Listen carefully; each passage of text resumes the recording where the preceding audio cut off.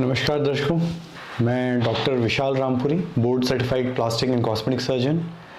I am a founder director of Siasha centre for advance cosmetic surgery, जो कि साकेत नगर भोपाल में स्थित है। हेयर ट्रांसप्लांट के कॉस्ट के बारे में काफ़ी क्वेरीज आती हैं और कई लोग ये पूछते हैं कि आपके यहाँ इतना कॉस्ट है और उनके यहाँ इतना कॉस्ट है, तो ये कॉस्ट का डिफरेंस क्यों आता है? तो इसमें एक बेसिक सा इसका आंसर हो सकता है, समझने का तरीका हो सकता है कि कोई भी प्रोडक्ट होता है उसका कॉस्टिंग डिपेंड करता है उसके रॉ मटेरियल में।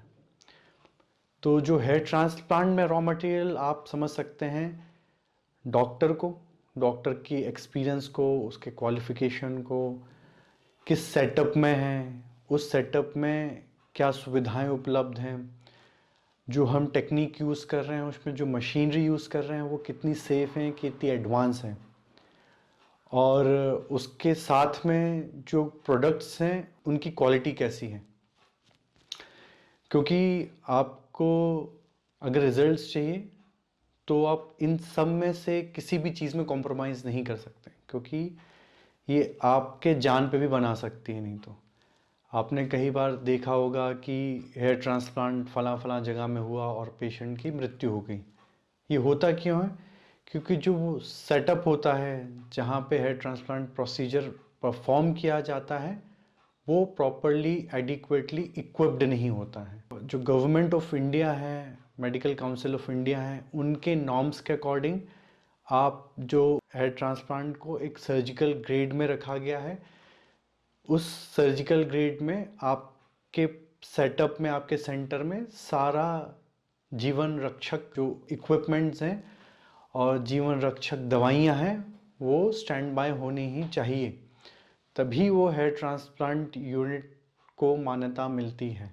इसको मेंटेन करने में, इसको प्रोक्योर करने में भी खर्चा आता है। आपको कुछ लीगलिटीज़ को पूरा करना पड़ता है, कुछ नॉर्म्स को मेंटेन रखना पड़ता है।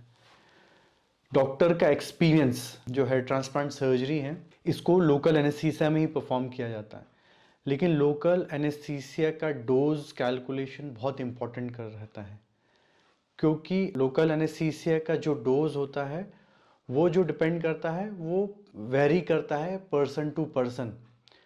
सपोज़ कोई हार्ट पेशेंट है, कोई डायबिटिक है, किसी का एज ज़्यादा है, किसी का बॉडी वेट ज़्यादा है, किसी को दूसरी समस्या है, तो उस कंडीशन में हमें लोकल एनेस्थीसिया का डोज जो है वो कंट्रोल में रखना पड़ता है।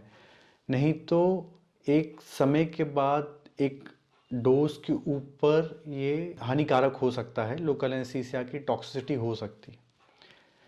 तो सर्जन का एक्सपीरियंस बहुत मैटर करता है कि वो कैसे प्लान कर रहा है चीज़ों को।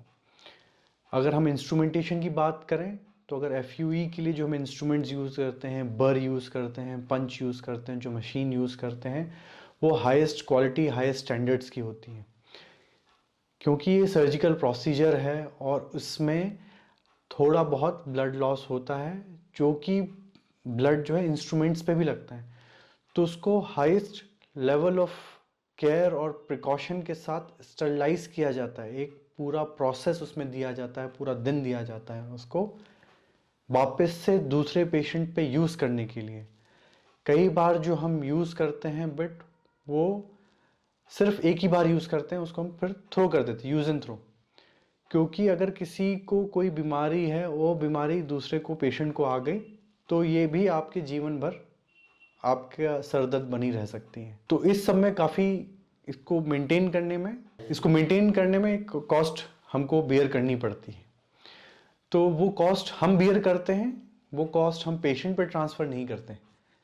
लेकिन इसमें फिर क्योंकि हेयर ट्रांसप्लांट एक लग्जरी प्रोसीजर है, ये अकॉर्डिंग टू गवर्नमेंट ये लग्जरी टैक्स डॉक्टर पे लगाया जाता है, जो डॉक्टर बियर करता है आपके लिए। तो जीएसटी भी एक बहुत बड़ा फैक्टर प्ले करता है कॉस्ट में, जो कि properly authentic government approved centres होंगे, उनके पास जीएसटी नंबर होगा ही होगा और आपको एक जीएसटी बिल मिलेगा। डॉक्टर का एक्सपीरियंस, उसकी seniority, the place of working, ये भी बहुत इम्पैक्ट करता है कॉस्ट को, क्योंकि एक्सपीरियंस के साथ जीवन में कुछ चीज़ें ऐसी होती हैं जो सिर्फ एक्सपीरियंस के साथ आती हैं। एक सर्जन ने एक सेम प्रोसीजर बहुत बार किया होता है, उसका एक्सपीरियंस बहुत बढ़ जाता है, उसके रिजल्ट्स उतने ही रिफाइन हो जाते हैं, उसका जो प्लानिंग है उतना ही रिफाइन हो जाता है और भरोसा बढ़ता है समाज में भी और पेशेंटों के बीच में भी। तो वो भी एक फैक्ट होता है कॉस्ट का। तो आजकल बहुत ट्रेंड है ट्रीटमेंट को कॉस्ट इफ़ेक्टिव बनाने का। हिंदुस्तान में ये ट्रीटमेंट वैसे भी बहुत कॉस्ट इफ़ेक्टिव है अगर आप इसको कंपेयर करें आप हमारे नेबरिंग कंट्रीज़ से, यूरोपियन कंट्रीज़ से। तो एक रिवर्स मेडिकल टूरिज़्म है इस फील्ड में भी कि जो बाहर से पेशेंट अब हमारे यहाँ आते हैं हेयर ट्रांसप्लांट के लिए, क्योंकि जो नॉर्म्स हैं वो हम बहुत उसको 100% स्ट्रिक्टली मेंटेन रखते हैं, फॉलो करते हैं और रिजल्ट्स हमारे अनमैचेबल है। इवन यूरोपियंस जो हैं वो कई बार हमारे पेशेंट से और हमारे टेक्निक से सीखते हैं। तो आप इसमें एक मार्केटिंग स्ट्रैटेजी बहुत चल रही है आजकल कि हम आपको इतने रुपए में इतने हेयर ट्रांसप्लांट कर देंगे। देखिए वो भी हर किसी के लिए जो आप जो पैसा खर्च कर रहे हैं, मैं कहूँगा वैल्यू फॉर मनी होना चाहिए वो, कि आप जितना पैसा लगा रहे हैं किसी एक चीज़ में उतना आपको उस चीज़ का रिटर्न मिल रहा है कि नहीं मिल रहा है।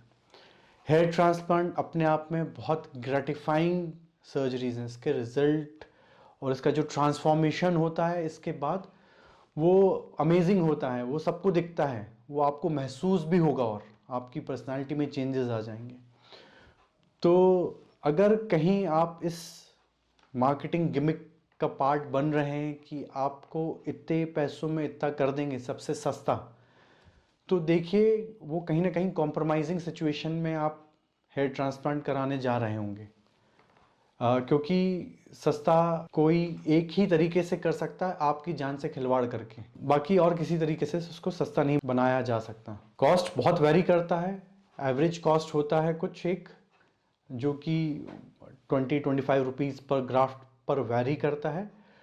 उसमें भी काफ़ी वेरिएबल्स होते हैं, हाई डेंसिटी हेयर ट्रांसप्लांट कर रहे हैं, सेकेंडरी प्रोसीजर्स हैं, बॉडी हेयर ट्रांसप्लांट पे जा रहे हैं, उससे भी कॉस्टिंग में जो है अंतर आ जाता है। तो उससे सब मेरा यही निवेदन होगा, आप कॉस्ट की बजाय जो क्लिनिक है, जो डॉक्टर है, उसका बैकग्राउंड चेक करिए, उसका एक्सपीरियंस के बारे में पता करिए, क्या वो क्वालिफाइड है, उसके सेंटर में ये सब चीज़ें जो जीवन रक्षक इक्विपमेंट्स हैं और दवाइयाँ हैं वो अवेलेबल है कि नहीं है, जो टेक्नोलॉजी वो यूज़ कर रहे हैं क्या वो लेटेस्ट है, और उसके बेसिस पे अपना ट्रीटमेंट जो है वो चूज़ करिए।